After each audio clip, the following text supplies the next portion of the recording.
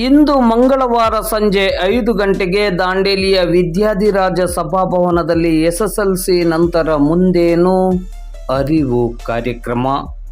ಹಳಿಯಾಳದ KLS PU ವಿಜ್ಞಾನ ಮತ್ತು ವಾಣಿಜ್ಯ ಕಾಲೇಜು ಇವರ ಆಶ್ರಯದಡಿ ಇಂದು ಮಂಗಳವಾರ ಸಂಜೆ 5 ಗಂಟೆಗೆ ಸರಿಯಾಗಿ ದಾಂಡೇಲಿ ನಗರದ ಕುಳಗಿ ರಸ್ತೆಯಲ್ಲಿರುವ ಶ್ರೀ ವಿದ್ಯಾಧಿರಾಜ ಸಭಾಭವನದಲ್ಲಿ ಎಸ್ಎಸ್ಎಲ್ಸಿ ನಂತರ ಮುಂದೇನು ಎನ್ನುವ ಅರಿವು ಕಾರ್ಯಕ್ರಮವನ್ನು ಆಯೋಜಿಸಲಾಗಿದೆ ಎಂದು KLS PU ವಿಜ್ಞಾನ ಮತ್ತು ವಾಣಿಜ್ಯ ಕಾಲೇಜಿನ ಪ್ರಾಚಾರ್ಯರಾದ ಶ್ರೀನಿವಾಸ್ ಪ್ರಭು ಅವರು ಹೇಳಿದರು.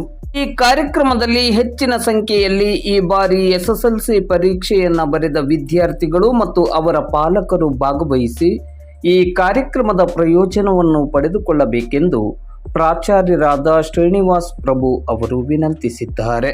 SSLC ನಂತರ ಮುಂದೇನು ಎನ್ನುವಂಥ ಮಾರ್ಗದರ್ಶಿ ಕಾರ್ಯಕ್ರಮವನ್ನು ದಾಂಡೇಲಿಯ SSLC ವಿದ್ಯಾರ್ಥಿಗಳಿಗಾಗಿ ನಾವು ವಿದ್ಯಾಧಿರಾಜ ಸಭಾಭವನ್ ಕುಳಗಿ ರೋಡ್ ಇಲ್ಲಿ ಇಟ್ಟುಕೊಂಡಿರ್ತೇವೆ.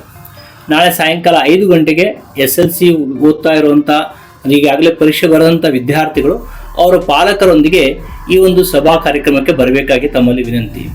SSLC ಆದ ನಂತರ ಏನೆಲ್ಲ ಮಾಡಬೇಕು ಅನ್ನುವಂಥ ಒಂದು ಪ್ರಶ್ನೆ ಪಾಲಕರಿಗೂ ಇರ್ತದೆ. ಅದೇ ರೀತಿ ಮಕ್ಕಳಲ್ಲಿಯೂ ಈ ಒಂದು ಯಾವ ಗೊಂದಲದಲ್ಲಿ ಸೇರ್ಕೊಂಡಿರ್ತಾರೆ.